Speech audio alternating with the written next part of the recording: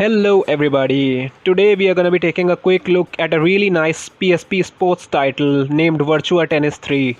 Developed by Sega, this game came out on the PSP in 2007. Let's quickly just get into it. So this game is obviously based on the game of tennis, and it features a really decent roster of real world tennis players as well. The likes of Roger Federer, Maria Sharapova, Rafael Nadal, and several others are present. And despite of the graphical limitations of the PSP, these players they do look somewhat similar to their real-world counterparts. The gameplay is presented from a bird's eye perspective, which makes it really easy to follow the action.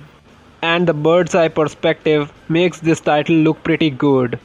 The close-ups obviously look very dated, but overall the gameplay from the bird's eye perspective really does make this title shine in terms of visuals.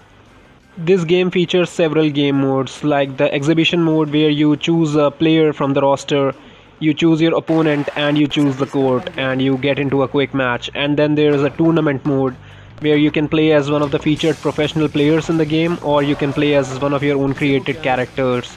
And then there is this big world tour mode where you have to compete with your created character only.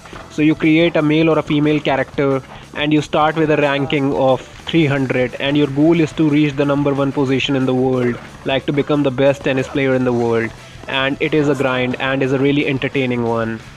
Some decent character customization is available when you are creating your character, and then through the course of the world tour you're going to be earning a lot of costumes and equipment and accessories like tennis rackets and shoes and whatnot, and you can change your equipment and gear anytime when you want to. So yeah, it is a grind actually and is a fun one. You are going to be constantly upgrading your character like an RPG, and you're going to be participating in various tournaments, and you're going to be constantly upgrading your stats, and you're going to be playing some really cool mini games which are really amazing to strengthen your positioning and aiming and strength and whatnot. And all this makes this title really fun and enjoyable. The events in the World Tour are divided into several tiers, and in order to progress in the rankings, you have to participate in the higher tier events, and they are going to be a really big challenge for you if you haven't upgraded your character stats enough.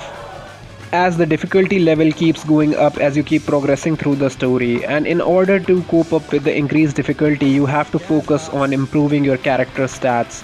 And in order to do that, you have to focus on the mini games, and it's not a downside at all, as the mini games they can be sometimes far more fun than the game of tennis itself.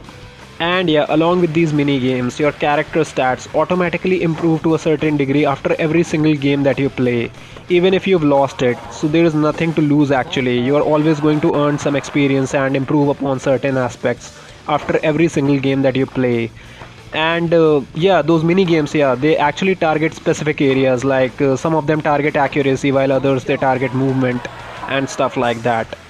So the mini games they target improvement in particular attributes, while playing a game of tennis will improve stats in general. And then there is a rest mechanic present as well, so you're going to be taking regular breaks in order to maintain your fitness, as you might push yourself too hard and get injured and miss out on crucial tournaments which you don't want. So you are going to be taking regular breaks, going on vacations and whatnot. And then the event variety, all sorts of tennis events are present, like the mixed matches along with female tennis players, and the regular doubles matches, and then the single events.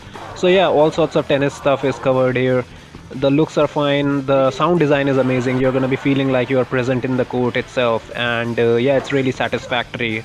So this title is totally worth checking out if you are into PSP emulation and you like sports titles, or if you own a PSP and you somehow missed out on this one, definitely do check it out. So yeah, that was pretty much it. Do check out other videos on the channel. Thank you very much for watching, and peace out.